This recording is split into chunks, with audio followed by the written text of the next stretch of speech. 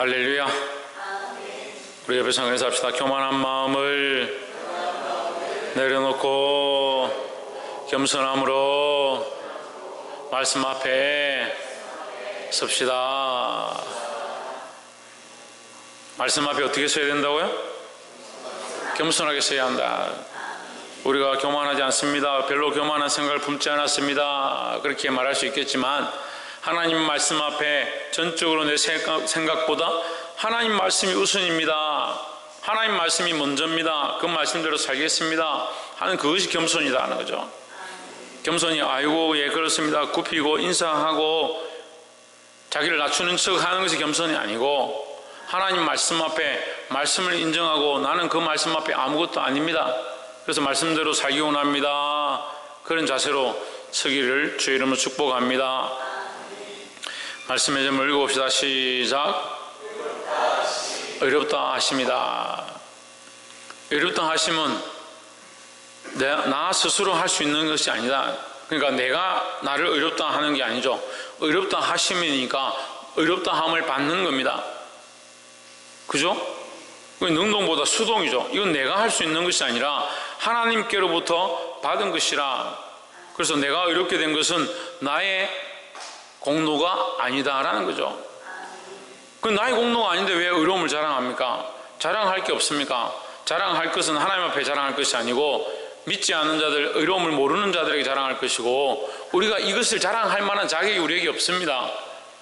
자랑할 분은 오직 예수 그리스도밖에 없죠. 그러니까 우리는 우리의 영광을 자랑하는 것이 아니고 우리의 어렵다함을 자랑하는 것이 아니고 예수 그리스도를 자랑해야 한다는 겁니다. 우리가 예를 들어서 굉장히 비싼 옷을 입었다 합시다. 굉장히 좋은 가방을 샀다 합시다. 저는 잘 모르겠지만 그런 것들 자랑하는 사람들이 있더라고요. 굉장히 좋은 옷과 굉장히 좋은 가방을 샀습니다. 세상에 출시된 것 전 세계에 3개밖에 없는데 나한테 들어왔다.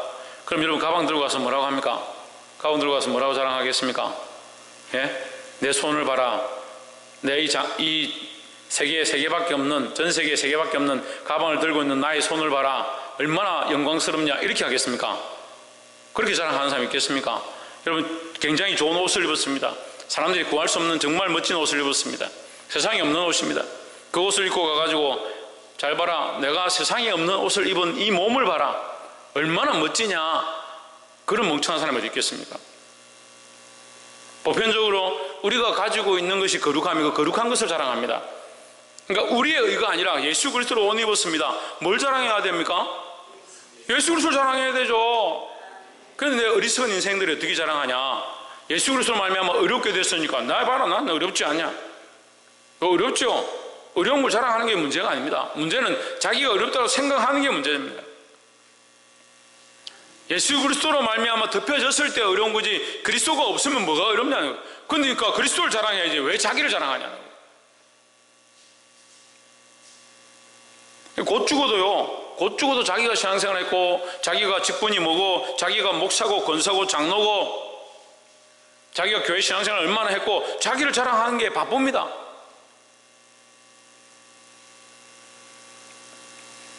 우리가 자랑할 것은 우리의 어렵다가 아니라 하나님께서 우리를 어렵다 해주신 그 은혜를 자랑해야 된다는 겁니다. 3장 1절에 너는 저희로 하여금 정사와 권세 잡은 자들에게 복종하며 순종하며 모든 선한 일 행하기를 예비하게 하며 했습니다. 자, 믿는 자들에게 뭘 하게 하느냐? 세상의 권세들 앞에 복종하고 순종하게 한다. 물론 우리가 참 복종하고 순종해야 될 것은 하나님 말씀이죠. 하나님께 복종하고 순종해야 되죠. 하지만 세상의 질서 앞에도 세상의 질서에도 할 수 있으면 복종과 순종하라. 말씀을 벗어나지 아니하고 믿음을 배반하지 않는다면 할 수 있으면 세상의 논리에 순응하라 하는 거죠. 마음에 안 든다고 상사나 위에 있는 선배들이나 엄마 아빠에게 심지어 요즘 아이들은 엄마 아빠가 없죠. 엄마 아빠가 없어요. 집안에 가면요 엄마 아빠가 없고 아들 자식이 없어요. 다 뭐만 있습니까? 예? 친구만 있는 거예요. 친구만. 엄마 아빠가 없고 자식도 없고요 다 친구예요. 친구.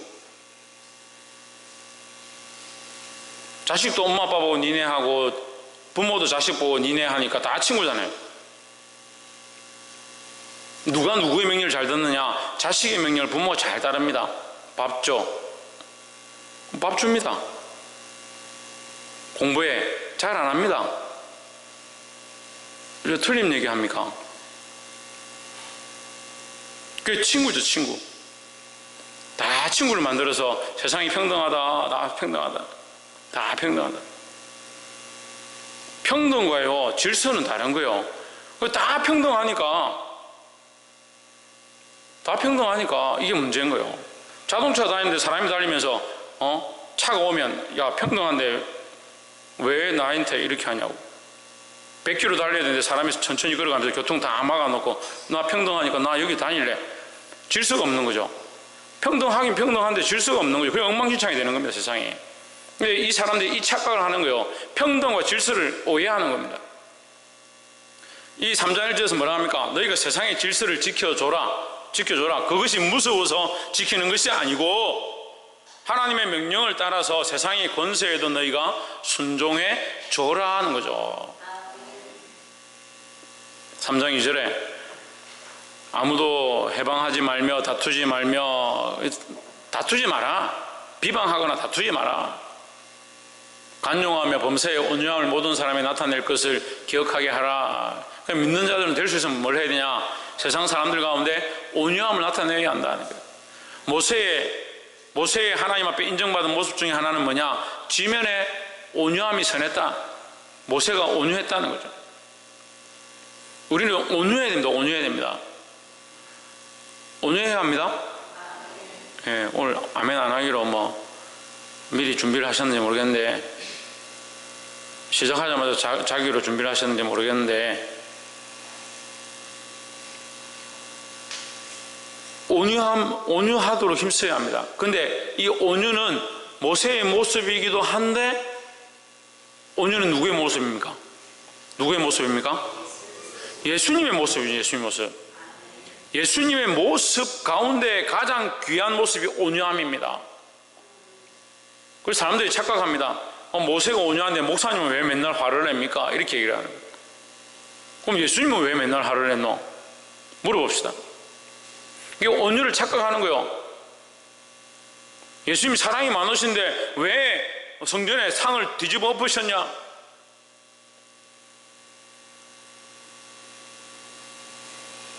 이게 온유의 개념을 착각하는 겁니다. 하나님의 공의가 선포되어지는 곳에 온유죠. 하나님의 공의가 있는 곳에 온유입니다. 이 부드럽고 따뜻하다는 거예요. 부드럽고 따뜻하다. 그런데 공의를 벗어나는 부드럽고 따뜻함이 아니에요. 아닌 건 아니다, 틀린 건 틀리다 말을 해야 되는데 오늘날 이게 안 되는 겁니다. 이게 안 되니까 뭐가 무너지냐? 질서가 무너지는 겁니다. 교회에서요, 해야 될 말이 있고 하지 말아야 될 게 있고, 해야 될 행위가 있고 하지 말아야 될 행위가 있고, 예배 가운데 세워야 될 것이고 세우지 말아야 될 것이 있습니다. 근데 온유하기 위해서, 사람들에게 덕을 끼치기 위해서 아무나 막 강단에 세우는 겁니다. 정치하는 사람들이 오면 아이고 저분은 시장이고 무슨 당이고 국회의원이고 그러니까 강단에 세워야 돼요. 성경에 어디 그런 말씀이 있습니까? 그런데 아무도 말을 못합니다. 왜 못할까요? 온유함을 나타내기 위해서. 그런데 성경이 말하는 그 온유가 아닙니다, 여러분. 바른 공의가 세워지지 않냐고 하나님의 말씀이 선포되어지지 않는데 거기 온유를 말하라 하면 그건 온유가 아니죠. 더 심하게 말해봅시다. 여러분에게 예수님 배반하고 믿음에서 떠나라 하는데 화 안 낼 사람이 누가 있겠습니까? 나는 끝까지 믿음으로 싸우겠다 그렇게 하겠죠. 근데 너 예수님 배반해라 하는데 나는 온유하니까 참을래, 그냥 넘어갈래, 좋게 말할래. 그게 무슨 온유입니까? 그러니까 오늘날 온유가 너무 많은 거예요. 다 온유한 거예요. 그래서 뭐가 없어진다고요? 질서가 없어진다고요. 잘 들으셨네. 질서가 없어진다고요. 그러니까 집에 가면 다 뭐만 있다? 친구만 있다. 학교도 요즘 교사들이 자꾸 사표를 써낸다고 했습니다. 왜 써냅니까? 친구만 있으니까 교사가 수직관계에 내가 질서를 따라서 순종해야 될 사람이 아니고 듣고 싶으면 듣고 듣기 싫으면 안 듣고 자고 싶으면 자고. 그러니까 자는 사람, 자는 학생 깨우면 야, 너 일어나. 왜 수업 시간에 자는 거야? 짜증나게 지금 뭐 나한테 왜 이래요? 그렇게 하는 거야. 왜 그렇게 생각할까요? 왜 그렇게 생각할까요? 정말 짜증나게 해서? 아닙니다. 수평관계로 생각합니다. 다 자기 친구입니다.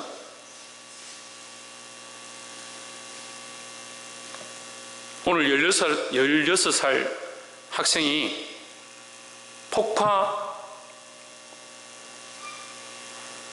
어디 장소가 기억이 안 나네. 폭탄을 지금 설치했다라고 거짓 신고를 했습니다.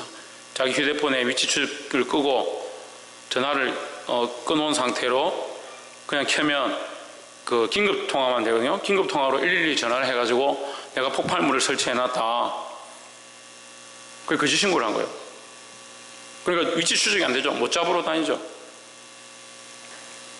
그렇게 6번을 속였습니다. 재판석에 결국 잡혀왔습니다. 잡혀와 재판석에 섰습니다. 네가 지금 거짓 신고한 거 인정하냐? 대답 안 합니다.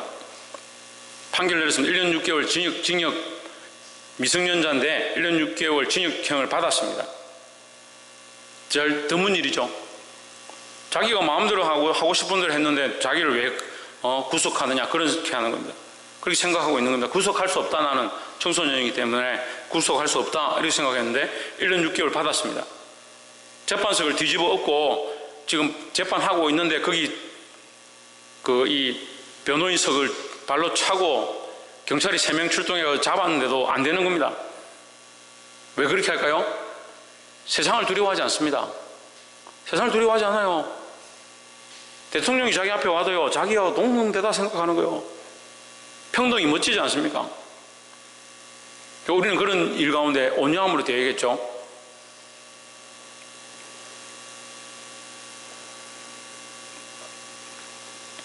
여러분, 질서가 무너진 가정은요, 굶는 것보다 더 불행한 거예요.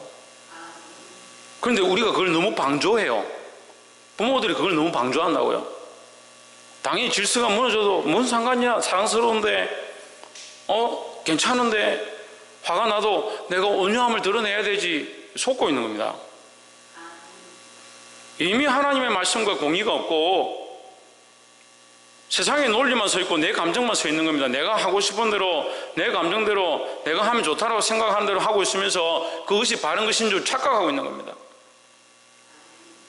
그러니까 순종해야 될 것에 순종하지 못하고요, 질서를 세워야 될 것에 질서를 세우지 못하고요, 온유하지 말아야 될 것에 온유한 겁니다.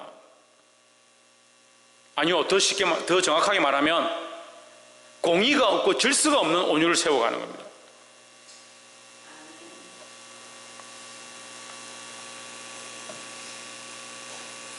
온유함을 모든 사람에 나타낼 것을 기억하게 하라. 할 수만 있으면 덕을 세우는데, 하지만 반드시 뭐 하라? 말씀 안에서 하라 하는 겁니다. 3절에 우리도 전에는 어리석은 자요, 순종하지 아니한 자요, 속은 자요, 여러 가지 정욕과 행락에 종노릇한 자요. 우리가 전에 뭐였다? 종이었다. 종이었다. 무슨 종이냐? 정욕과 행락과 세상의 이 즐거움에 빠졌던 종이었다. 악독과 투기를 일삼은 자요, 가정스러운 자요, 피차 미워한 자였으나, 이게 다 포함되는 거죠. 이 모든 것에 나는 종이었다. 너희는 종이었다. 우리 모두가 종이었다. 사도 바울이 너희가 종이었다라고 하지 않습니다. 3장 3절에 첫 번째 뭐라 합니까? 우리도 전에 다 종이었다. 우리가 뭐였다고요? 무슨 종이었다고요? 왜? 죄의 종이었다고요. 죄의 종이었다고요. 4절에 우리 구주 하나님의 자비와 사람 사랑하심이 나타날 때에 전정민 집사님 어떻게 나타났습니까? 그렇죠. 최원영 어떻게 나타났습니까? 김성수 목사님 어떻게 나타났습니까? 네. 지훈은 어떻게 나타났습니까? 예수 그리스도로 나타나셨습니다. 하나님의 사랑이 우리에게 이렇게 나타난 바 되었으니 어떻게 나타났냐? 독생자를 보내심으로 나타났다. 하나님의 사랑이 우리에게 나타났다. 예수 그리스도로 말미암아 나타났다. 그래서 하나님의 사랑이 뭐냐? 예수 그리스도입니다. 성경에서 사랑이 숨어있다, 성경 속에 사랑이 있다. 그 사랑이 뭐냐? 창세기부터 요한계시록까지 예수님의 오심을 나타낸다. 오심을, 예수님의 오심을 나타낸다. 그러니까 이 성경이 뭘 향하고 있냐? 여기 성경에 이걸 펼치면요, 커다란 화살표가 나옵니다. 커다란 화살표가 어디를 향하고 있냐? 예수님을 향하고 있습니다.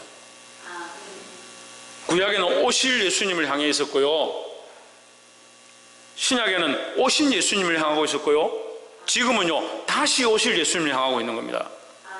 그러니까 우리의 초점도, 우리의 시각도 어디를 향해야 되냐? 구약 말씀을 보면서 오실 하나님의 약속을 바라보고, 신약을 바라보면서 오신 예수님의 사역들을 바라보고 다시 오실 예수님을 소망하고 살아야 되는 겁니다. 그럼 그거 빼면 뭡니까? 그거 빼면 뭡니까? 다 속는 것이다. 이게 속는 것이다. 이거 빼고 속고 있는 겁니다. 속지 마시기 바랍니다. 5절에 우리를 구원하시되 우리의 행한 바 의로운 행위로 말미암지 아니하고 했습니다. 우리의 행한 바 의로운 행위다, 이 말은 우리의 행위로 된 것이 아니다 하는 거죠. 우리 딴에는 우리가 의롭다라고 생각해서 행했지만 그 행위로 우리가 의롭게 된 것이 아니다. 그 행위로 말미암아 우리가 구원을 이룬 것이 아니다 라는 거죠. 오직 그의 긍휼하심을 따라 중생의 씻음과 성령의 새롭게 하심으로 하셨나니 했습니다. 중생의 씻음이다. 이전에는 없었다는 거죠. 자, 중생이란 이중이니까 이중. 겹이다, 겹이죠. 자, 우리가 인생을 삽니다. 겹으로 사는 사람이 없습니다. 다 한 번 살잖아요. 인생을 한 번 사는데 예수님을 만났습니다. 어떻게 됩니까? 예수님을 만난 새로운 인생이 시작되는 겁니다. 이게 겹이라는 거죠.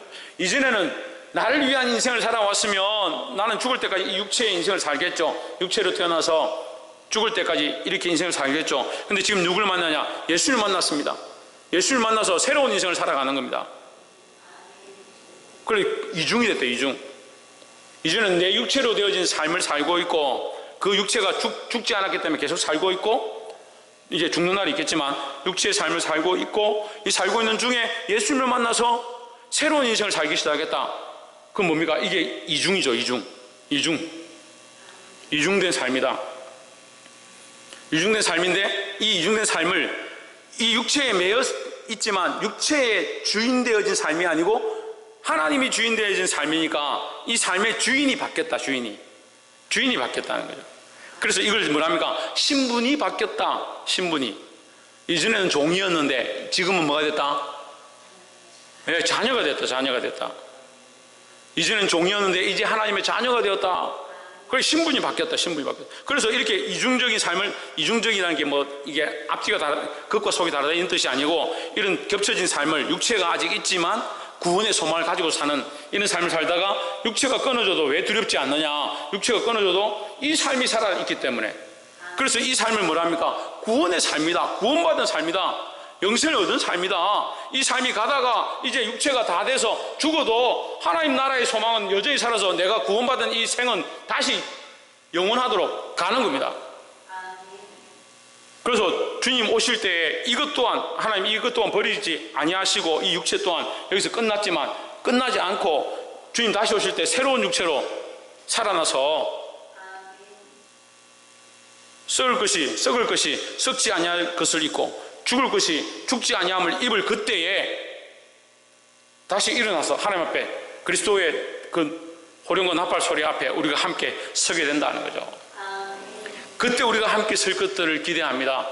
여러분, 그날에 믿음으로 함께 서서 천군천사들과 함께 찬양하고 우리에게 주시는 면류관들을 주님 앞에, 예수 그리스도 앞에 내려놓으면서 모든 영광과 권세와 존귀와 영광이 하나님과 어린 양께 있도다, 이렇게 찬양을 함께 부를 수 있는 저와 여러분이 되기를 주의 이름으로 축복합니다. 우리가 행한 바 의로운 행위로 말미암지 아니하고, 우리가 아무리 어려운 일을 행한다고 그것 때문에 구원받은 게 아니다는 거예요. 왜 자꾸 착각해요? 무슨 뭐 이만큼 하면 내가 구원받은 것이 천만을, 그것은 구원과 관계없습니다. 반대로 구원을 받았기 때문에 오히려 의로운 행위를 하도록 몸부림쳐야 될 것이 우리에게 의무죠. 의로운 행위로 말미암지 아니하고 오직 그의 긍휼하심을 따라. 그러니까 우리의 구원은 어디서부터 왔느냐? 그의 긍휼하심에부터 왔다. 그의 인애로부터 왔다. 그의 사랑으로부터 왔다. 그거는 누굽니까? 하나님이죠. 하나님. 하나님의 긍휼과 하나님의 자비와 하나님의 사랑으로부터 왔다. 그 사랑이 어떻게 우리에게 왔냐? 예수 그리스도로 왔다고요. 그러니까 그는 누구냐? 하나님의 긍휼하심을 따라 중생에 있었음과 성령이 새롭게 하심으로 하셨나니 했습니다. 근데 아까 지금 이중이라고 얘기했죠. 내가 육체로 살아가는 이 인생 가운데 예수님을 믿고 이제 믿은 삶이란 예수님을 영접하고 예수님과 함께 사는 삶, 그 삶이 시작되었다는 거죠. 육체는 여전히 그대로 있지만 예수님을 만난 삶이 이게 이중으로 되어지는데, 예수님을 만난 자에게 뭘 주셨느냐? 성령을 주셨습니다. 성령을 주셨기 때문에 예수 믿는다고 하면서 거짓말 잘 못합니다. 예수 믿는다 하면서 겉과 속이 다르게 살기 힘듭니다. 그렇게 사는 사람이 더 대단한 거예요. 성령이 우리 안에 오셔서 우리의 마음을 훤히 보고 계신데, 성령이 내 안에 살아 계신데 어떻게 거짓말하고 속이고 딴소리하고 그렇게 할 수 있냐는 거예요. 성령이 내 안에 오셔서 나를 조명하신다. 그러니까 회개할 수밖에 없죠. 성령이 내 안에 오셔서 나를 조명하니까 내 삶을 조명하고 내 행위를 조명하고 내 생각을 조명하고 내 감정을 조명하니까 보면 볼수록 나의 연약함들이 있고, 내가 회개하여 씻었고 내 삶을 행위를 바꿨는데 내 감정이 남아있다. 내 감정을 고치고 짓고 정결케 했는데 내 생각이 아직 지저분하다. 계속 이걸 보는 겁니다. 그게 성령이 새롭게 하심으로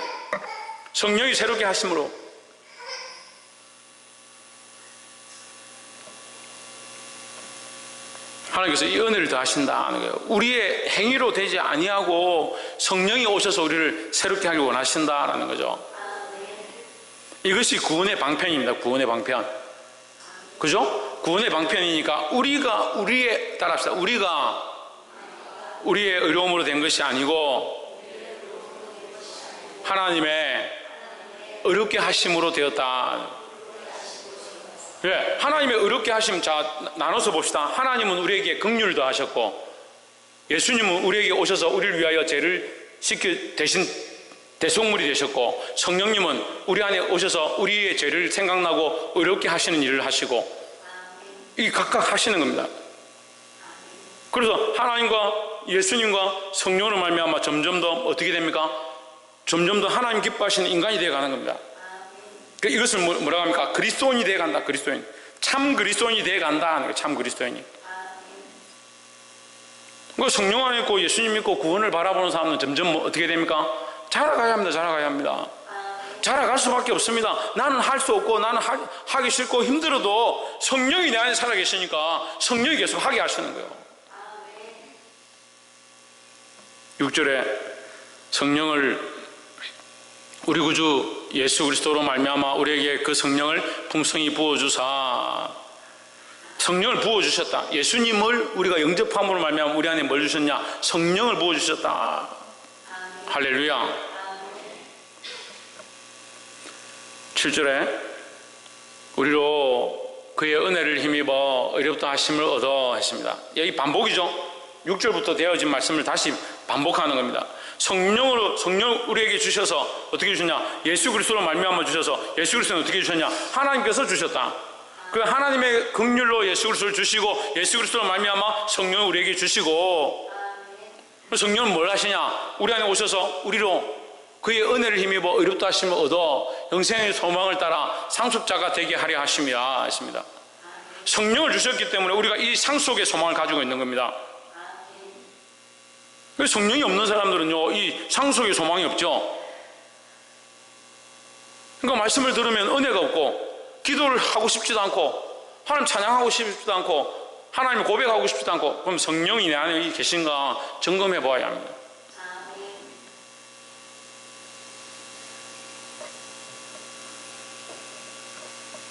그러니까 여러분 기도하십시오. 기도 좀 하십시오. 제가 작년에 1년 내내 설교했는데 제가 깨달은 게 있어요. 아, 이게 말로 해서 되는 것이 아니구나.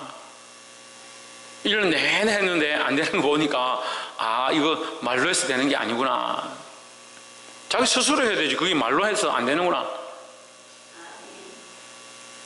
우리 안에 성령이 계시면 기도할 수밖에 없다라는 거예요. 우리로 그의 은혜를 힘입어 이로부터 하심을 얻어 영생의 소망을 따라 상속자가 되게 하려 하심이라 하십니다. 무슨 소망요? 영생의 소망요. 영생의 소망이 뭡니까? 영생의 소망이 뭡니까? 구원의 소망이죠. 구원의 소망이죠. 영원한 소망이죠. 상속자가 되게 하려 하심이라. 어디에 상속자겠습니까? 왜? 하나님 나라의 상속자죠. 하나님 부르셨으니까, 하나님이 이 일을 하시니까, 하나님께서 그리스도를 보내고 성령을 보내셨으니까 우리에게 소망을 가지게 하셨는데, 상속자의 소망을 가지게 하셨는데, 무슨 상속자냐? 하나님에 대한, 하나님 나라에 대한 상속자죠. 8절에 이 말이 미쁘도다 하십니다. 미쁘도다, 미쁘다. 김계순 교사님, 미쁘다가 뭡니까?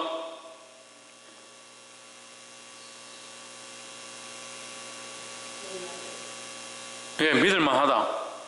미쁘다라면 믿을만하다. 이 말이 믿을만하다. 이 말이 믿을만하다. 확실하다. 확실하다. 우리에게 뭘 주시냐? 상속자의 권한을 주신다. 영생의 소망을 가지게 하시고 상속자의 권한을 주신다. 영생과 상속자입니다. 우리가 구원을 얻고 또한 하나님 나라의 유업을 이을 상속자가 되는 겁니다. 이 말이 미쁘도다. 원컨대 너는 이 여러 것에 대하여 굳세게 말하라. 이는 하나님을 믿는 자들로 하여금 조심하여 선한 일을 힘쓰게 하려 함이라. 뭘 힘쓰라?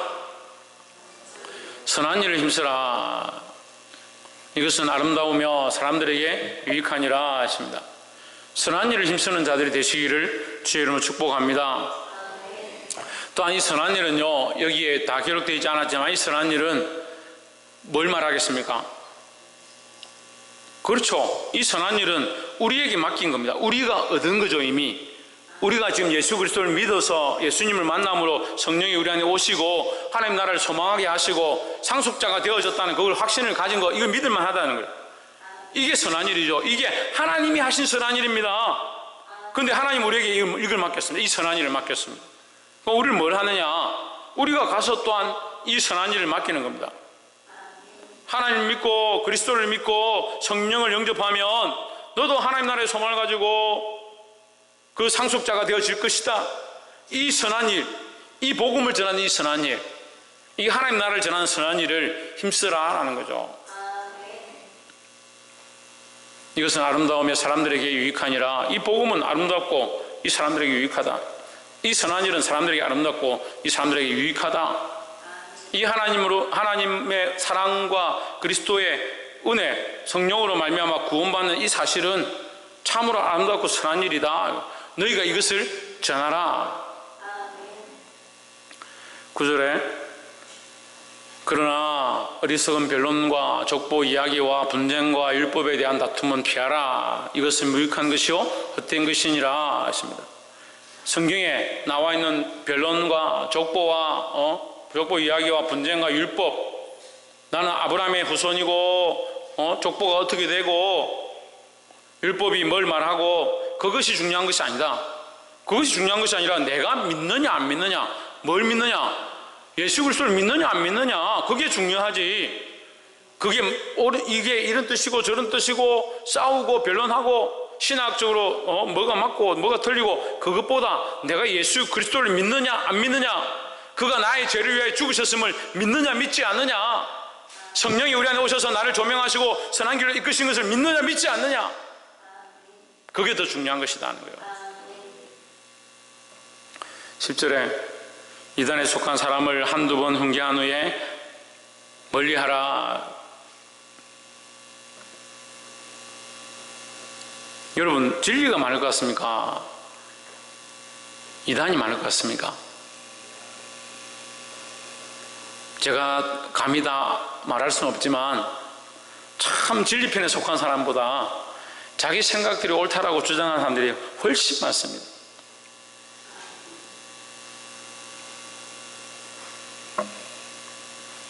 세상 이 성경에는요 딱 두 가지가 나오는데요, 죄로 시작했다가 은혜로 마친 사람이 있고요, 은혜로 시작했다 죄로 마친 사람들이 있습니다.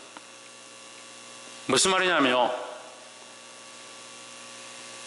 연약함과 죄로 시작했다가 하나님의 은혜로 돌아와서 회개하고 거룩해진 사람이 있고요, 반대로 자기가 거룩한 줄 알았는데 패역하고 죄의 길로 가다가 망하는 사람이 있습니다. 딱 두 가지예요.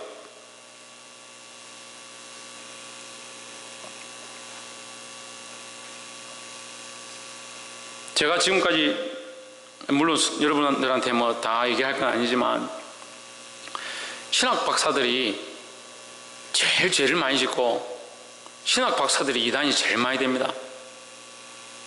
그래서 성경을 많이 알면 알수록요 하나님께 가까이 가고 그리스도를 더 발견해야 하는데 어디로 가냐면 학문으로 갑니다. 학문으로 가요. 신학이란 자체가 학문이에요.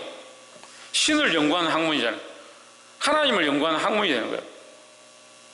하나님을 배우고 하나님 알고 하나님을 내 마음에 모셔드리기 위해서 배우는 게 아니고요, 연구하려고 학자가 되어야 되는 겁니다. 그래서 나중에 좀 더 지혜가 많아지면 어떻게 하냐면요, 하나님을 시험관 안에 가둡니다. 하나님이 이런 분이고 저런 분이고.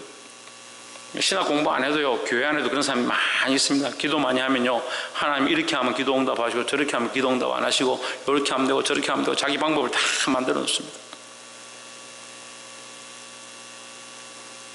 교회 정치를 많이 하는 사람들 꼭 그렇게 합니다. 교회는 이렇게 해야 되고 저렇게 해야 되고. 왜 그럴까요?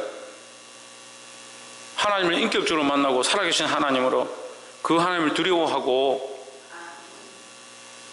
그리스도와 교제하고 성령의 이끌림 가운데 살아가야 되는데 그건 점점 희미해지고 내가 보이는 성경은 잘 보이고 내가 기도하는 건 잘 된다. 점점 하나님 없는 신앙들이 됩니다. 따라합시다. 하나님은 살아계십니다. 하나님 살아계신 인격으로 우리 앞에 계십니다. 그 하나님을 두려워해야 되죠. 사람들을 두려워하는 건 잘하고 세상의 권세를 두려워하는 건 잘하는데 왜 살아계신 하나님을 두려워하지 않느냐. 11절에 이러한 사람들은 내가 아는 바와 같이 부패하여서 스스로 정죄한 자로서 죄를 짓느니라. 스스로 정죄한다 이 말은 자기 스스로 죄인이 됐다는 거예요. 죄인이 됐다. 그 그리스도의 피를 인정하고 그 앞에 나와 씻음을 받지 못한다 이 말이에요. 자기 스스로 죄인인데 죄인의 길을 가고 있으니까. 우리는 하나님의 긍휼로 말미암은 이 죄사함을 얻었다 지금 얘기하죠. 하나님의 긍휼로 말미암은 죄사함과 구원을 얻었다. 그들은 스스로 자기들이 잘났다, 자기들이 잘한다, 내가 다 할 수 있다고 생각하니까 뭐냐? 스스로 정죄하고 있다. 스스로 죄 가운데 빠져 있다. 그러니까 이 교만한 게 참 문제입니다. 자기가 다 한다, 다 할 수 있다고 생각하는 이 교만이 문제예요. 12절에 내가 아데마나 두기고를 내게 보내리니 그때에 내가 급히 이걸 볼리로 내게 오라. 내가 거기서 겨울을 지내기로 작정하였노라. 13절에 율법교사 세나와 및 아볼로를 급히 먼저 보내어 그들로 부족함이 없게 하고. 자, 여기 율법교사 나오니까 위에 율법으로 서로 변론하고 다투지 마라 그랬으니까 이거 안 좋은 거 아니냐? 아닙니다. 우리가 하나님의 말씀을 배워야 되죠. 그렇지만 그 율법에 갇히지 말고 율법이 너희의 주인이 되지 않게 하라는 거죠. 우리는 그리스도가 주인이죠. 14절에 또 사람들도 열매 없는 자가 되지 않게 하기 위하여 필요한 것을 준비하는 좋은 일에 힘쓰기를 배우게 하라 했습니다. 이게 무슨 말이냐면요, 대접하게 하라는 거예요. 대접하게. 박창준 뭐하게 하라? 조혜준 뭐하게 하라? 대접하게 하라. 최하윤 뭐하게 하라? 조희찬 뭐하게 하라? 그래. 대접하게 하라. 대접하게. 우리 사람들도 열매 없는 자가 되지 않기 위하여. 그러면 무슨 열매를? 대접하는 자는 열매가 있다. 예, 대접하는 것만 열매는 아닌데 대접하는 자에게 하나님께서 주시는 은혜가 있다 이 말이에요. 누굴 대접하냐? 주의 종들을 대접하는 겁니다. 위하여 필요한 것을 준비하는 좋은 일에 힘쓰기를 배우게 하라. 그래서 여기 오는 지금 율법 교사들과 이 많은 주의 종들이 오는데 그들을 위하여 준비해서 그들을 대접하는 상이 있게 하라. 대접하는 축복을 받게 하라 이 말이에요. 그래서 여러분 대접하기를 힘쓰십시오. 그래서 물론 주의 종을 대접해야 하고 그렇지 않다 하더라도 우리가 할 수만 있으면 우리 주변에 있는 사람들을 서로 대접하고 섬기는 것이 유익하다는 거죠. 15절에 나와 함께 있는 자가 다 내게 무난하니 믿음 안에서 우리를 사랑하는 자들에게 너도 무난하라. 은혜가 너희 무리에게 있을지어다 했습니다. 자, 15절 말씀을 한마디로 하면요, 서로 평안을 빌고 서로 안부를 묻고 서로 무난하라. 그것이 은혜다. 은혜가 너희 가운데 있다 이 말이죠. 내가 평안하냐, 평안하십시오 이렇게 하는 것은 나의 말을 통해서 이 은혜가 흘러간다는 거죠. 그리고 상태가 안 좋으면요, 믿음이 없고 상태가 안 좋으면요, 인사하는 것도 싫은 거예요. 인사하는 것도. 그러니까 내 안에 은혜가 충만하면요, 사랑하고 싶고 위로하고 싶고 인사하고 싶고 안아주고 싶고 격려하고 싶은 겁니다. 서로 무난하라. 무난하는 것 가운데 뭐가 있냐? 은혜가 너희 무리에게 있을지어다. 그러니까 서로 인사하는 것 가운데 은혜가 너희 무리 가운데 있다는 거죠. 그러니까 우리가 입술로 뭘 해야 된다? 축복의 말을 선포하고 하나님의 은혜를 선포하고 서로를 위로하고 격려하기에 힘써야 된다는 거죠. 우리가 만나서 서로 인사할 때 하나님 은혜가 여러분에게 있기 원합니다 할 때 그 말이 선포되어집니다. 그래서 우리가 서로 보고 옆에 사람 보고 인사합시다 사랑합니다 이렇게 하면 그 사랑하는 마음들이 생기게 돼 있고요. 그러니까 처음 사랑합니다 하면 껄끄러운 사람들이 많습니다. 왜? 사랑하지 않는 사람이 하필 옆에 앉았는 거예요. 또 지금 당장 사랑하고 싶은 마음이 없다 하더라도 사랑합니다 하게 되면 이게 말의 선포로 말미암아 이 마음이 움직이게 되어 있습니다. 그러니까 하기를 힘쓰라는 게, 하기를 힘쓰라, 무난하기를 힘쓰라, 사랑하기를 힘쓰라, 위로하기를 힘쓰라 하는 거죠. 그렇게 할 때 너희 무리 안에 뭐가 있다? 은혜가 있을지어다 했습니다. 말씀을 맺겠습니다. 하나님께서 이 좋은 일, 이 선한 일에 대한 일을 맡겼습니다. 오늘 말씀의 핵심은요, 선한 일을 맡겼다. 무슨 선한 일을 맡겼냐? 어렵게 함. 누가 어렵다 하셨느냐? 하나님이 우리를 은혜로 어렵게 하셨다. 예수 그리스도로 말미암아 어렵게 하셨다 하는 거죠. 예수 그리스도로 어렵게 하셔서 우리에게 뭘 더 맡기셨냐? 성령을 주셔서 이 세상에서 우리를 더 정결케 하시고 인도하기를 원하신다라는 거죠. 이 일, 이미 이것은 우리가 은혜로 받은 것입니다. 이 은혜로 받은 것을 너희가 함께 나누고 전해서 이 선한 일을 힘쓰라는 거죠.